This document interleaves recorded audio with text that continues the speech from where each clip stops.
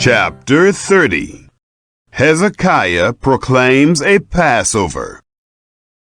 Hezekiah sent to all Israel and Judah, and wrote letters also to Ephraim and Manasseh, that they should come to the house of Yahweh at Jerusalem, to keep the Passover to Yahweh, the God of Israel. For the king had taken counsel, and his princes, and all the assembly in Jerusalem, to keep the Passover in the 2nd month. For they could not keep it at that time, because the priests had not sanctified themselves in sufficient number, neither had the people gathered themselves together to Jerusalem. The thing was right in the eyes of the king and of all the assembly. So they established a decree to make proclamation throughout all Israel, from Beersheba even to Dan, that they should come to keep the Passover to Yahweh, the God of Israel, at Jerusalem. For they had not kept it in great numbers in such sort as it is written. So the couriers went with the letters from the king and his princes throughout all Israel and Judah, and according to the commandment of the king, saying, You children of Israel, turn again to Yahweh, the God of Abraham, Isaac, and Israel, that he may return to the remnant that have escaped of you out of the hand of the kings of Assyria. Don't be like your fathers and like your brothers, who trespassed against Yahweh, the God of their fathers, so that he gave them up to desolation, as you see. Now don't be stiff-necked, as your fathers were, but yield yourselves to Yahweh, and enter into his sanctuary, which he has sanctified forever, and serve Yahweh your God, that his fierce anger may turn away from you. For if you turn again to Yahweh, your brothers and your children will find compassion before those who led them captive, and shall come again into this land. For Yahweh your God is gracious and merciful, and will not turn away his face from you, if you return to him. So the couriers passed from city to city, through the country of Ephraim and Manasseh, even to Zebulun, but they ridiculed them, and mocked them. Nevertheless, certain men of Asher and Manasseh, and of Zebulun, humbled themselves, and came to Jerusalem. Also on Judah came the hand of God to give them one heart, to do the commandment of the king and of the princes by the word of Yahweh. Hezekiah celebrates the Passover. Many people assembled at Jerusalem to keep the feast of unleavened bread in the 2nd month, a very great assembly.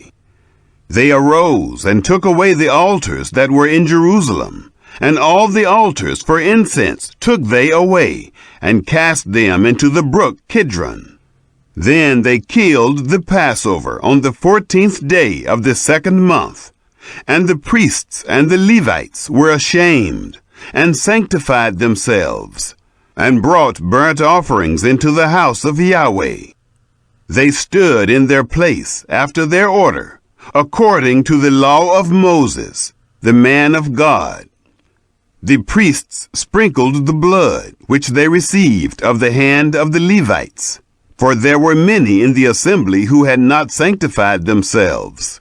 Therefore the Levites were in charge of killing the Passovers for everyone who was not clean, to sanctify them to Yahweh. For a multitude of the people, even many of Ephraim and Manasseh, Issachar and Zebulun, had not cleansed themselves, yet they ate the Passover otherwise than it is written. For Hezekiah had prayed for them, saying, May the good Yahweh pardon everyone who sets his heart to seek God, Yahweh, the God of his fathers, even if they aren't clean, according to the purification of the sanctuary. Yahweh listened to Hezekiah and healed the people. The children of Israel who were present at Jerusalem kept the feast of unleavened bread 7 days with great gladness. And the Levites and the priests praised Yahweh day by day, singing with loud instruments to Yahweh. Hezekiah spoke comfortably to all the Levites who had good understanding in the service of Yahweh. So they ate throughout the feast for the 7 days, offering sacrifices of peace offerings, and making confession to Yahweh, the God of their fathers. The whole assembly took counsel to keep another 7 days, and they kept another 7 days with gladness. For Hezekiah, king of Judah, did give to the assembly for offerings 1,000 bulls and 7,000 sheep, and the princes gave to the assembly 1,000 bulls and 10,000 sheep, and a great number of priests sanctified themselves. All the assembly of Judah, with the priests and the Levites, and all the assembly who came out of Israel, and the foreigners who came out of the land of Israel, and who lived in Judah, rejoiced. So there was great joy in Jerusalem. For since the time of Solomon, the son of David, king of Israel, there was not the like in Jerusalem. Then the priests, the Levites, arose and blessed the people, and their voice was heard, and their prayer came up to his holy habitation, even to heaven. Chapter 31. Idols are destroyed. Now when all this was finished, all Israel who were present went out to the cities of Judah, and broke in pieces the pillars, and cut down the Asherim, and broke down the high places, and the altars, out of all Judah and Benjamin, in Ephraim also, and Manasseh, until they had destroyed them all. Then all the children of Israel returned, every man to his possession, into their own cities. Hezekiah appointed the divisions of the priests and the Levites after their divisions, every man according to his service, both the priests and the Levites, for burnt offerings and for peace offerings, to minister and to give thanks and to praise in the gates of the camp of Yahweh. Contributions for worship. He appointed also the king's portion of his substance for the burnt offerings, to wit, for the morning and evening burnt offerings, and the burnt offerings for the Sabbaths, and for the new moons, and for the set feasts, as it is written in the law of Yahweh. Moreover, he commanded the people who lived in Jerusalem to give the portion of the priests and the Levites, that they might give themselves to the law of Yahweh. As soon as the commandment came abroad, the children of Israel gave in abundance the first fruits of grain, new wine, and oil, and honey, and of all the increase of the field, and the tithe of all things brought they in abundantly. The children of Israel and Judah, who lived in the cities of Judah, they also brought in the tithe of cattle and sheep, and the tithe of dedicated things which were consecrated to Yahweh their God, and laid them by heaps.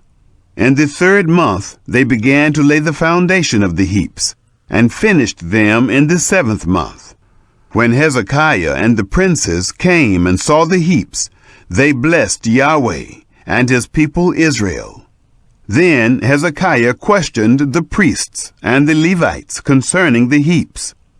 Azariah, the chief priest of the house of Zadok, answered him and said, Since people began to bring the offerings into the house of Yahweh, we have eaten and had enough, and have left plenty.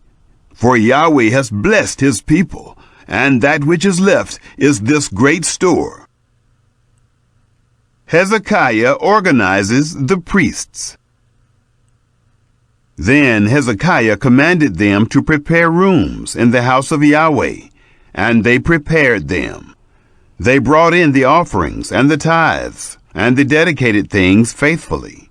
And over them Conaniah the Levite was ruler, and Shimei his brother was second, Jehiel, and Azaziah, and Nahath, and Asahel, and Jeremoth, and Jozabad, and Eliel, and Ismachiah, and Mahath, and Benaiah were overseers under the hand of Conaniah and Shimei his brother, by the appointment of Hezekiah the king, and Azariah the ruler of the house of God. Kori, the son of Imnah the Levite, the porter at the east gate, was over the freewill offerings of God, to distribute the offerings of Yahweh and the most holy things.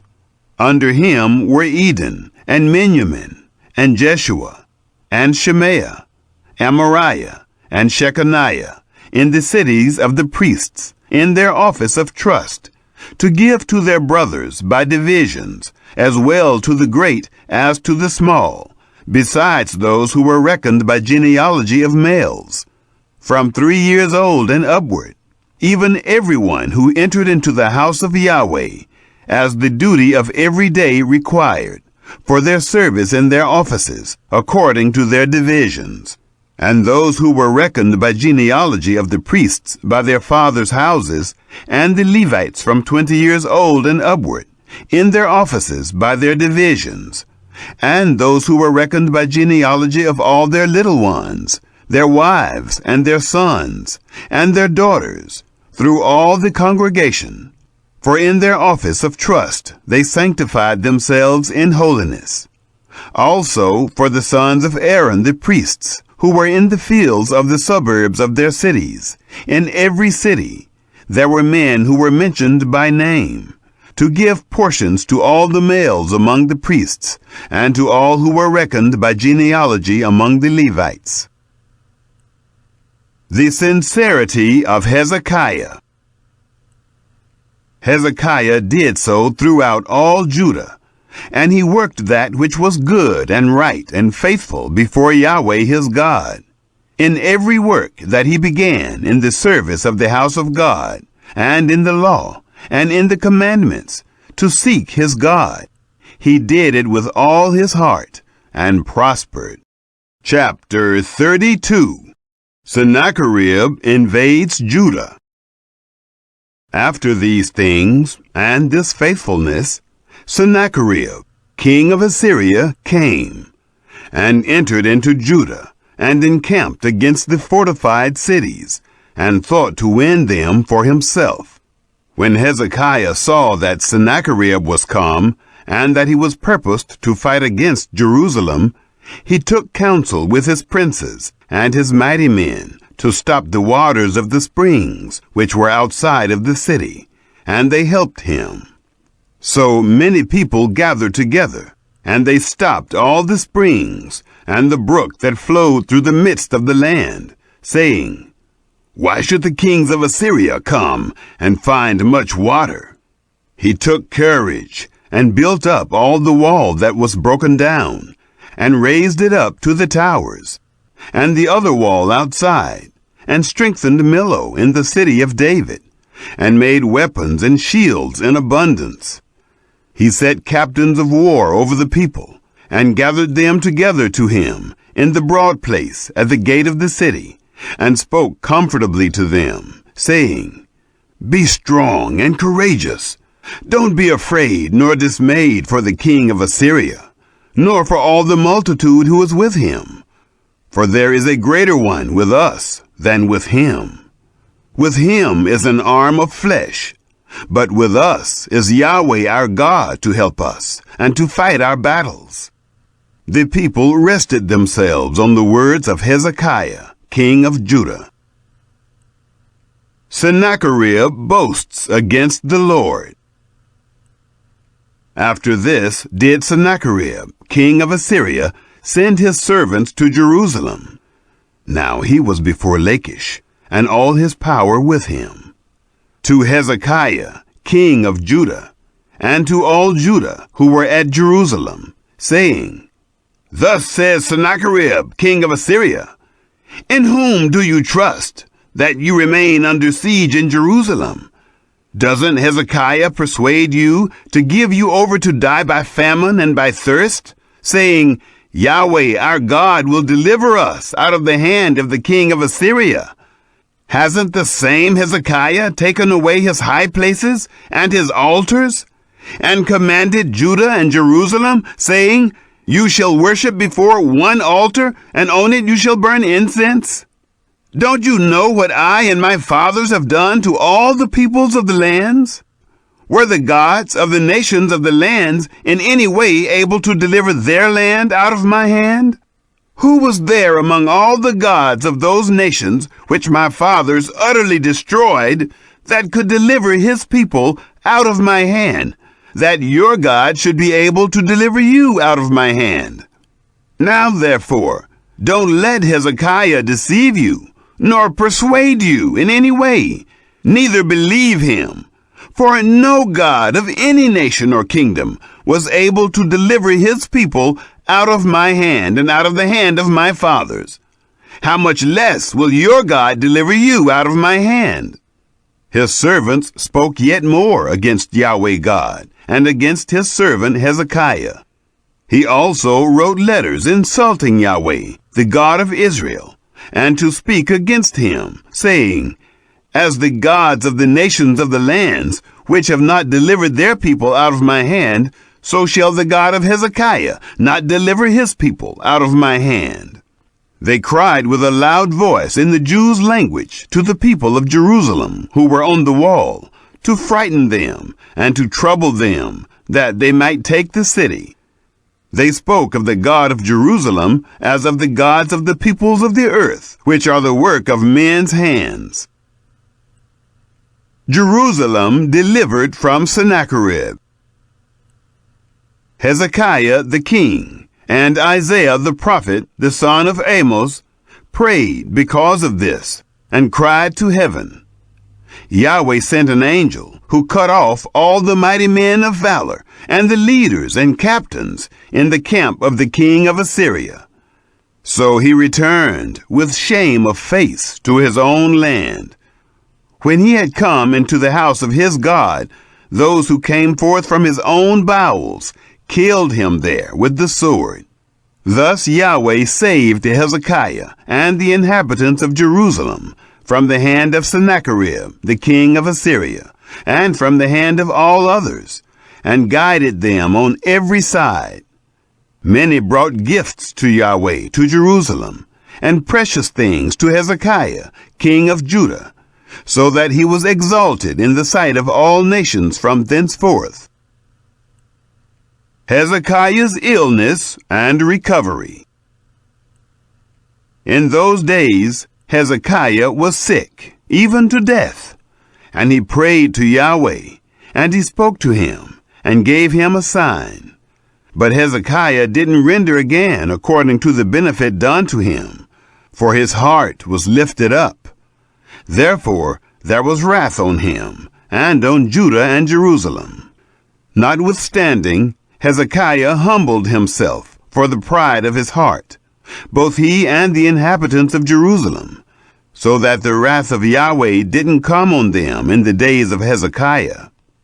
Hezekiah had exceeding much riches and honor, and he provided himself treasuries for silver and for gold, and for precious stones, and for spices, and for shields, and for all kinds of goodly vessels.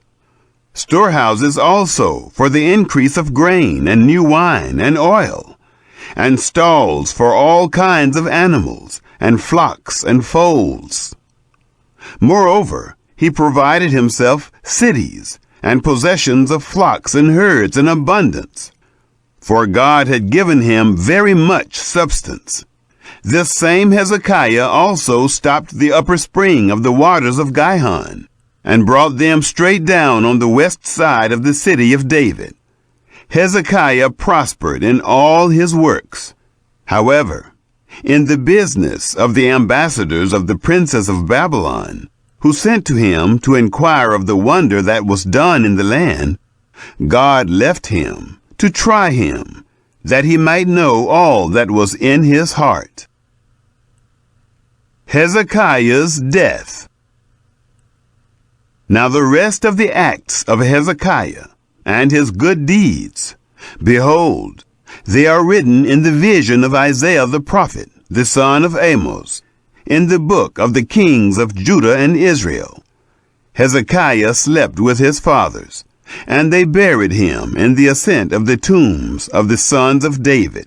And all Judah and the inhabitants of Jerusalem did him honor at his death. Manasseh his son reigned in his place.